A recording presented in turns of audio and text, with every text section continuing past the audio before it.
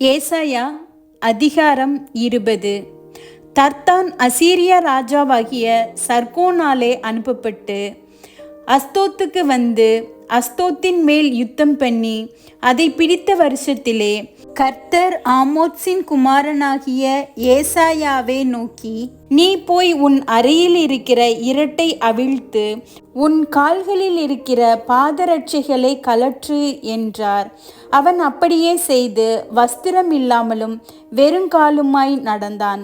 அப்பொழுது கர்த்தர் எகிப்தின் மேலும் எத்தியோப்பியாவின் மேலும் வரும் 3 வருஷத்து காரியங்களுக்கு அடையாளமும் குறிப்புமாக என் ஊழியக்காரனாகிய ஏசாயா வஸ்திரம் இல்லாமலும் வெறுங்காலுமாய் நடக்கிறது போல அசீரிய ராஜா தான் சிறைப்பிடிக்கப் போகிற எகிப்தியரும் தான் குடிவிலக்கப் போகிற எத்தியோப்பியருமாகிய இளைஞரையும் கிழவரையும் வஸ்திரமில்லாமலும் வெறுங்காலுமாய் எகிப்தியருக்கு வெட்கம் உண்டாகும்படி இருப்பிடம் மூடப்படாதவர்களாய் கொண்டு போவான்.